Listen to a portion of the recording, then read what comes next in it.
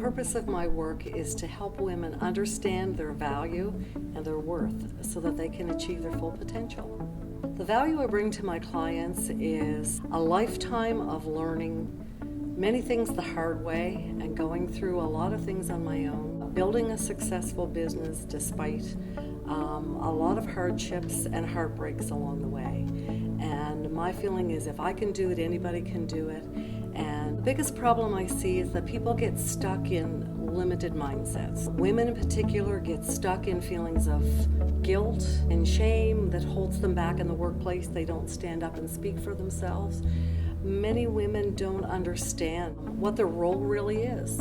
And I encounter a lot of women when I travel to countries like Zambia and Congo and Uganda that they're not even considered human beings, so they don't have any human rights. They have no voice for themselves to speak up.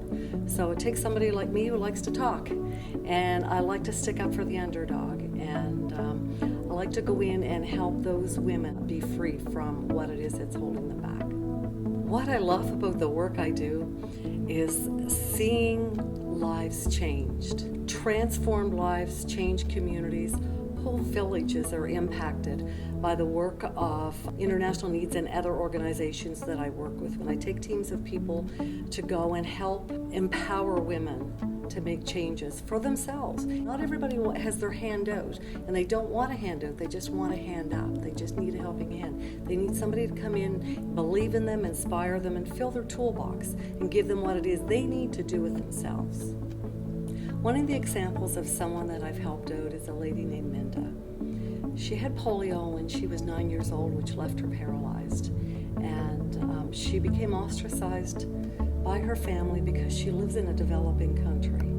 And there are no ways and means for most families to help anybody who is handicapped. And when we found Minda, she was living in not much more than a doghouse, and she was scooching along the ground. She touched her heart, and we built her a home, set up in place to come and look after her, to help her bathe so that she could properly take care of herself. When we go visit Minda, she's always got a smile on her face. She always has something to laugh about. No matter what's happened in her life, which would be catastrophic to most of us, she's such a brilliant woman and has such a great attitude. And she is actually a good lesson to all the other women in the village. One piece of advice I'd give somebody would be to follow your passions. It's one thing to be successful, but if you're not living a life of significance, there's really no meaning, no reason to get out of bed in the morning. And if you're somebody who has achieved a certain level of success and you're wondering what's next, come along with me to Africa. I need to raise up an army of women. That's my vision, is to raise up an army to come with me and help make social justice work, help make social enterprise work. And there's nothing more fulfilling and more adventurous than going in and serving people, having a purpose, but doing it with adventure in mind. There's nothing wrong with working hard and playing hard at the same time.